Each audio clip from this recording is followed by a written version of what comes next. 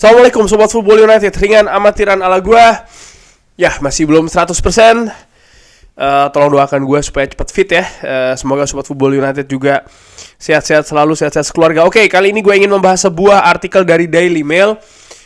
Artikel yang judulnya menurut gue bombastis tapi isinya agak aneh. Oke, judulnya adalah para pemain Manchester United ini ya memperkirakan atau bahkan berharap ya kalau Erik ten Hag ini akan dipecat musim panas ini. Dan Erik ten Hag sendiri juga tengah mengantisipasi kalau Sir Jim Ratcliffe akan menunjuk manajer baru. Erik ten Hag ini masih mendapatkan support dari dressing room. Aneh ya, pemainnya berharap Erik ten Hag dipecat tapi Erik ten Hag masih mendapatkan support dari dressing room. Nih judul yang aneh, oke. Ineos selalu berencana untuk melihat lagi situasi dari Erik ten Hag di akhir musim. Terus kenapa masih dipersiapkan tuh? Ini juga aneh ya. Oke. Erik ten Hag ini juga banyak diperkirakan kalau dia tidak akan berada di Manchester United akhir musim ini. Para pemain Manchester United sangat meragukan Erik ten Hag akan tetap di klub musim depan. Erik ten Hag masih mendapatkan support dari dressing room, walaupun ada beberapa komplain mengenai intensitas di lapangan latihan. Aneh banget. Dia mendapatkan support tapi dia mendapatkan komplain. Oke. Mail Sport mendapatkan kabar kalau skuad Manchester United ini dengan Ineos yang tentu saja baru saja masuk ya di Manchester United akan memecat Erik ten Hag setelah 2 tahun di klub. Walaupun Erik ten Hag bersikeras kalau dia ini berada di halaman yang sama dengan Sir Jim Ratcliffe dan Ineos Sporting Director Sir Dave Brasswood, ada beberapa perasaan atau perkiraan kalau walaupun mereka memiliki pembicaraan yang positif, tidak ada garansi ya Erik ten Hag tetap akan berada di Old Trafford musim depan. Telah menunjuk Omar Berada sebagai CEO dan sangat dekat untuk bisa mendatangkan Dan Ashworth sebagai Director of Football. Ineos selalu berencana untuk melihat lagi situasi Erik ten Hag di akhir musim. Ini bukan sesuatu yang tidak mungkin kalau pelatih 54 tahun ini akan tetap berada di Manchester United kalau dia bisa memenangkan FA Cup dan bisa kualifikasi ke Champions League walaupun dengan posisi yang kelima. Tapi kekalahan kedua di Premier League di tahun 2024 ini di Manchester Derby telah membuat Aston Villa dan juga Tottenham Hotspur berada di posisi yang lebih diuntungkan ya di perburuan Champions League, tiket Champions League. Dan Erik ten Hag sendiri Manchester United diundi di FA Cup ya akan menghadapi Liverpool di perempat final. Oke. Cedera ini memberikan impact ke musim kedua dari Erik ten Hag di klub dan bahkan telah ada 47 kasus yang berbeda di mana pemain ini harus absen karena cedera dan juga sakit. Di 2 pertandingan terakhir, bahkan Bruno Fernandes, Rafael Varane, Marcus Rashford dan juga Johnny Evans harus bermain walaupun tidak dalam situasi 100%. Walaupun demikian, ada kejutan Luke Shaw mungkin bisa jadi akan selesai ya musimnya. Luke Shaw ini cederanya kabarnya demikian. Beberapa pemain tampak tidak happy dengan latihan yang sangat keras yang dilakukan oleh Erik ten Hag dan juga Michel van der Gaag asistennya. Dan beberapa pemain juga tidak happy tidak diberikan hari libur tambahan setelah menghadapi Luton. Wow. Dan juga ada beberapa pendapat kalau Erik ten Hag ini harus membuat sesuatu yang baru di sesi preseason kalau tetap berada di Manchester United dengan lebih lunak ya kepada para pemainnya untuk bisa tetap fit di sepanjang musim. Itu tadi kabarnya yang menurut gue ada beberapa kontradiksi dikatakan kalau pemain nampaknya sudah berekspektasi Erik ten Hag dipecat, para pemain tapi tetap mendukung di dressing room, tapi para pemain komplain mengenai latihan. Nah, attitude ini menurut gue ya, komplain mengenai latihan, komplain mengenai hari libur, hal-hal seperti ini menurut gue yang merusak Manchester United dari zamannya Jose Mourinho mungkin ya, Ole Gunnar Solskjaer, bahkan para pemain punya kecenderungan untuk melempar manajer di bawah bus, throw manager under the bus, dan nampaknya hal itu juga masih terus terjadi saat ini, dan ini sangat gua sayangkan. Sehingga memang manajer ini harus di backup dengan struktur manajemen yang lebih kuat lagi. Bahkan menurut gua manajemen Manchester United harus dari awal ya menunjukkan komitmen kepercayaan dan juga dukungan yang besar terhadap manajer. Gua nggak tahu apakah Erik ten Hag ataukah manajer lain ya setelah musim panas nanti. Kenapa?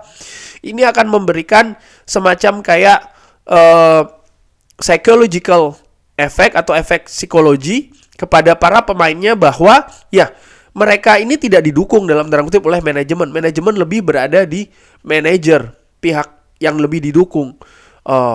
Gua berpikir Ole Gunnar Solskjaer, lalu Jose Mourinho jelas menjadi korban dari manajemen. Louis van Gaal pun korban dari manajemen. Yang menurut gue gaya seperti ini harus dibalik.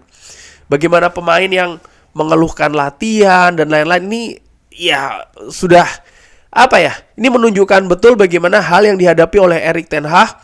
Bagaimana mungkin dia ingin menerapkan sebuah filosofi sepak bola, gaya sepak bola yang mungkin menuntut para pemain untuk bergerak banyak, dan karena pemain dituntut untuk bergerak banyak maka situasi fisiknya harus lebih baik.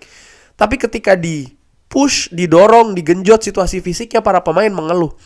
Lalu gaya sepak bola seperti apa yang harus ditampilkan oleh manajer di atas lapangan? Gaya kompromi dengan para pemainnya yang selama ini menurut gua belum jelas komitmen yang ditunjukkan di atas lapangan. Karakter mentalnya sebagai pemain Manchester United menurut gua belum bisa ditunjukkan secara konsisten, secara tinggi di Manchester United ya. Sehingga menurut gua ya mau siapapun manajernya, kalau ini yang dihadapi akan sama saja. Dan memang kenyataannya selalu sama saja dari zamannya David Moyes. Para pemain tidak ingin bermain untuk David Moyes. Louis van Gaal pun juga demikian. Jose Mourinho jelas ya bagaimana ada konflik dengan para pemain, tapi manajemen justru berada di sisi para pemain. Ole Gunnar Solskjaer yang harus selesai karena sikap para pemain yang justru mendorong dia ya. Kalau menurut gue justru menusuk dia dari belakang, karena bagaimana Ole Gunnar Solskjaer berusaha untuk mengakomodasi para pemain dengan lebih lunak, tapi apa yang dilakukan mereka justru mendorong Ole ke bawah bis ya, throw manager under the bus. Dan sekarang mereka juga ingin melakukannya dengan Erik ten Hag, di mana di musim pertama Erik ten Hag berhasil sukses. Ternyata gue sempat katakan kan, walaupun sukses di musim pertama, ada beberapa pemain nampaknya yang tidak suka dengan sistem permainan Erik ten Hag, dan itu yang ditunjukkan di musim kedua dengan gue curiga sih mungkin dengan konflik-konflik yang terjadi di dressing room karena memang pemain tidak suka gitu loh. Dan menurut gue disinilah butuh ketegasan dari manajemen, terutama manajemen yang baru. Mau siapapun pelatihnya, kalau memang seperti ini keadaan skuadnya tidak akan kemana-mana. Sir Alex Ferguson berhasil sukses selama 26 tahun karena Sir Alex Ferguson sukses menggenggam erat dressing room. Bagaimana para pemain sangat-sangat respect, sangat-sangat hormat kepada Sir Alex Ferguson. Gue juga melihat bagaimana contoh Liverpool yang walaupun banyak pemain cedera tapi skuadnya mampu terus untuk memberikan segalanya kepada klub karena Jurgen Klopp berhasil menggenggam dressing room dengan sangat absolut. Manchester United butuh hal ini dan tidak mudah ya karena memang tidak mudah karena memang para pemain di Manchester United, bayangkan saja kontraknya sangat tinggi, gajinya sangat tinggi, sehingga mereka merasa memiliki kuasa yang bahkan sederajat atau bahkan lebih tinggi daripada manajer, sehingga komen-komen seperti ini ya, mereka komplain Ini kan hal yang ingin diperbaiki oleh Erik ten Hag musim lalu setelah kalah menghadapi Brentford. Pemain dituntut untuk lebih banyak bergerak.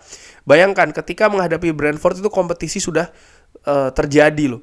Dan ternyata masih terus berulang saat ini kalau memang kabar dari Daily Mail ini benar. Dan menurut gua secara overall ya, kabar dari Daily Mail ini juga patut dipertanyakan apakah benar ataukah tidak, karena ada banyak hal yang kontradiktif dari judul dan juga isinya. But anyway, pendapat kalau Ineos masih akan menunggu sampai dengan akhir musim itu juga memberikan tanda tanya kepada gua ya, karena kalau memang Ineos menunggu sampai dengan akhir musim baru memutuskan status dari Erik ten Hag, menurut gua ini terlambat. Kenapa? Karena pada saat itu mungkin perburuan untuk mendatangkan pelatih baru akan lebih sulit karena ada banyak klub, ada banyak tim ya di Eropa ini yang membutuhkan pelatih baru juga di musim panas ini. Ada banyak klub di Eropa, Barcelona, mungkin juga AC Milan, mungkin juga Liverpool jelas ya kan. Dan banyak klub lainnya, tim nasional pun juga demikian, sehingga kalau bergeraknya mulai dari setelah bulan Mei menurut gue sudah terlambat. Tapi kalau seandainya bergerak sebelum bulan Mei, ya mereka pun juga harus melakukannya dengan etika karena Erik ten Hag juga harus diberi kepastian sebelumnya apakah memang akan diperpanjang atau tidak. Dan situasi ini menurut gue situasi yang menantang bagi manajemen Ineos yang sampai dengan saat ini juga masih belum lengkap dan bahkan masih belum bekerja ya kan. Seperti CEO Omar berada masih gardening leave, dan Ashworth pun juga demikian masih belum berada di Old Trafford. Sehingga menurut gue ya inilah tantangan dari manajemen Ineos. Gua tetap berpendapat kalau ditanyakan kepada gua secara ringan amatiran ya, gua tetap berpikiran tuntaskan Erik ten Hag sampai kontraknya selesai. Di musim selanjutnya justru baru bisa dilihat ya bagaimana Erik ten Hag ini dengan support yang baru dari manajemen yang baru bisa tidak dia ini berkembang, berperforma lebih baik. Kalau seandainya iya, berikan dia kontrak baru, perpanjang kontrak. Tapi kalau tidak, ya sudah, manajemen Manchester United tidak harus memperpanjang kontraknya dan tidak harus membayar kompensasi. Dan ini ya juga sekaligus juga menyelamatkan situasi finansial dari Manchester United yang selama 10 tahun belakangan ini menurut gua terlalu banyak membayar kompensasi untuk manajer. Memecat manajer itu kan membayar kompensasi, dan Manchester United ini angkanya salah satu yang tertinggi kalau tidak justru bahkan yang paling tinggi ya. Dan ini menurut gua harus dirubah. Kurang lebih demikian. Terima kasih sudah menyaksikan. Jangan lupa like, subscribe. Wassalamualaikum warahmatullahi wabarakatuh. Thank you.